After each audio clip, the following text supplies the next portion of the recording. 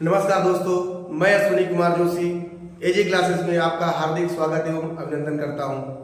जैसा कि इसके पहले वाले क्लास पर हमने आपको वर्गमूल क्या होता है, उसके कितने प्रकार होते हैं, कैसे निकाला जाता है, क्या क्या तरीके होते हैं, उस पर चर्चा किया था। आज उसी से आगे एक टॉपिक और होता है जिसे हम लोग कहते हैं घातांक और करणी।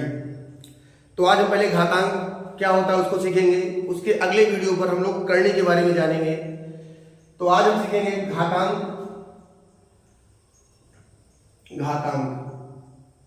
को इंग्लिश में हम लोग कहते हैं पावर।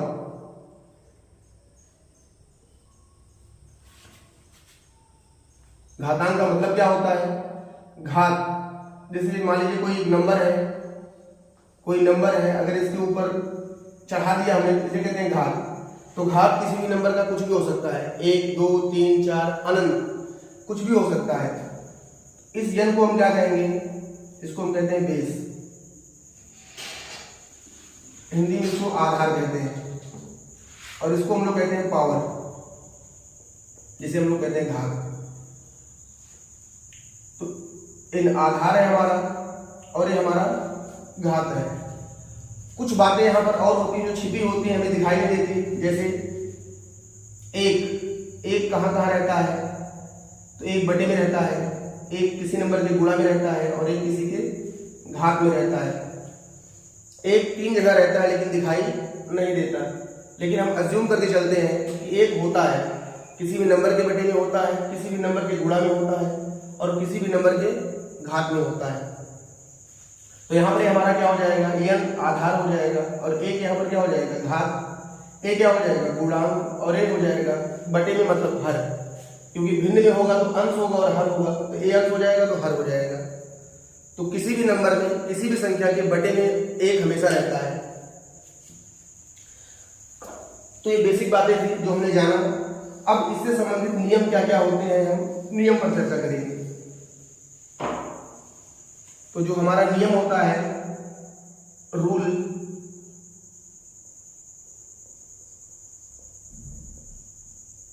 सबसे पहला रूल, जैसे हमने लिख दिया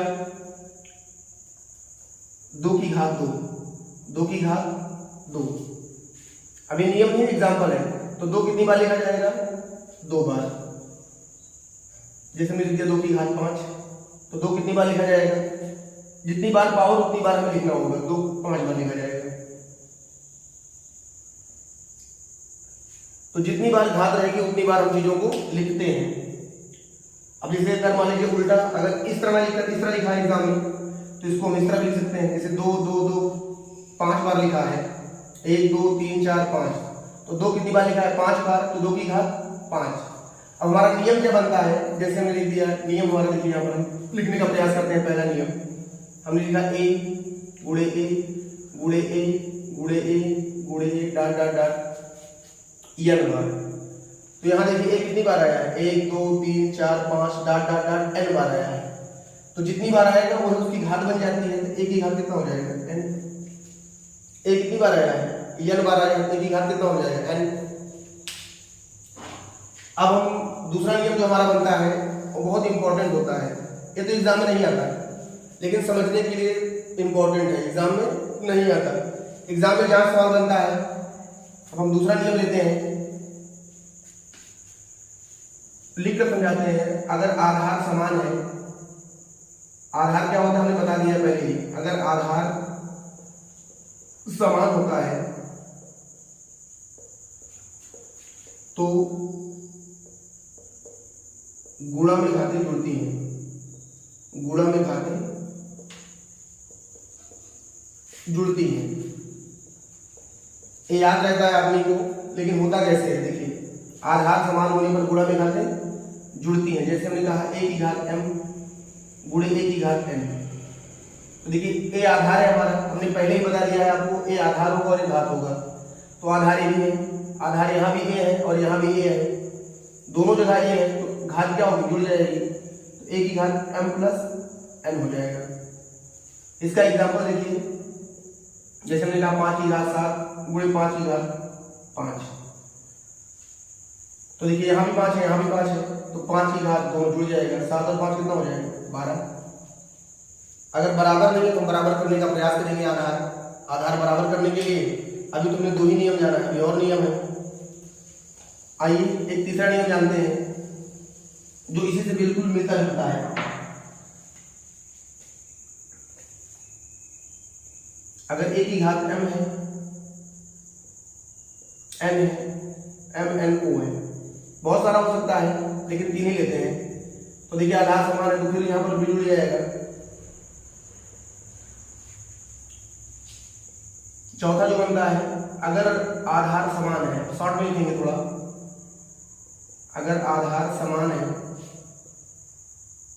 तो भाग में घातें घटती हैं, भाग में घातें घट जाएगी। ये थोड़ा इंपॉर्टेंट है, इस पर 3 कैटेगरी की सवालें बनती हैं, 3 चीजें बनती हैं। देखिए पहला क्या होता है, जैसे हमने कहा a की घात m बट a की घात n, तो ये क्या हो जाएगा a की घात m माइनस n। अब इस पर 3 चीजें बनती हैं।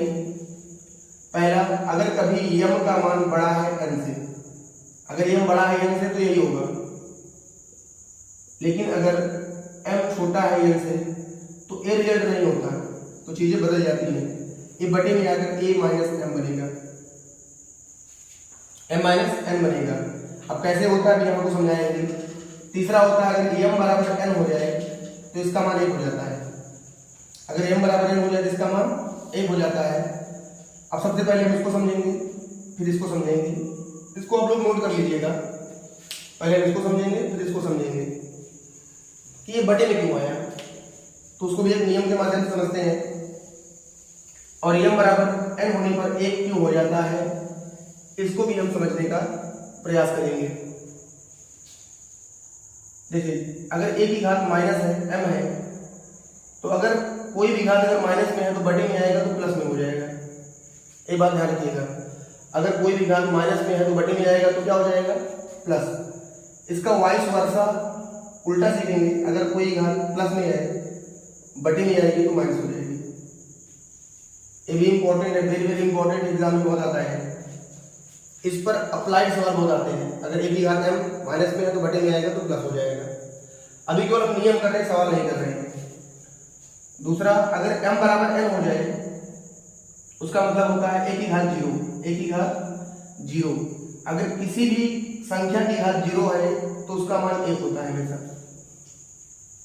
अब देखिए कैसे होता है, हमने पढ़ाया था, अगर a की घात m है और a की घात फिर m हो गया तो भाग है, भाग में क्या होती है घातें घट जाती हैं। देखिए यहाँ भी m यहाँ भी m, तो ऊपर जाकर क्या हो जाएगा m माइनस m हो जाएगा। देखिए आप अगर इसको डायरेक्टली हर जगह काट लेंगे कितना आएगा 1 आएगा, लेकिन हम नियम लगा देंगे घात का तो एक घात ऊपर जाएगी तो माइनस हो जाएगा, और m में से m गया कितना हो जाएगा 0, इसका मान कितना हो जाएगा 1। तो इतना लगाने से पहले ही हमारा मान 1 आ गया था। यहाँ से a की घात m कट गया तो 1 आ गया था, लेकिन लगाने के लिए कि भाग है तो भाग में घातें घट जाती हैं। a की घात m माइनस m में से m गया 0 और a की घात 0 मतलब 1। इसको हमने पहले लिख दिया है।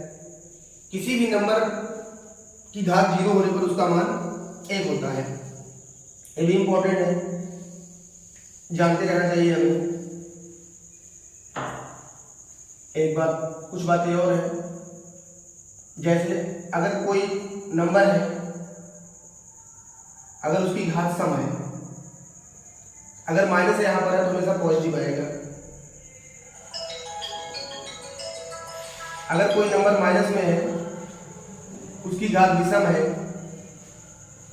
तो हमेशा ये नेगेटिव आएगा। इसका एग्जांपल देखिए, सम मतलब क्या होता है, घात जो 2 से कट जाए, विषम मतलब जो 2 से ना कटे।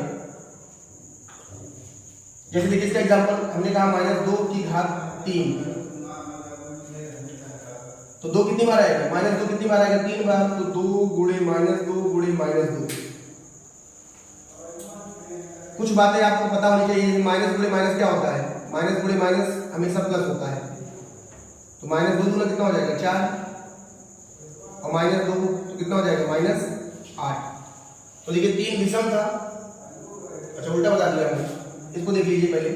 अगर किसी भी नंबर की पावर विषम है तो हमेशा माइनस में उत्तर आएगा, और अगर सम है तो पॉजिटिव उत्तर आएगा। जैसे देखिए -2 की घात 4, 2 की घात 4 मतलब 2 कितनी बार आएगा, 4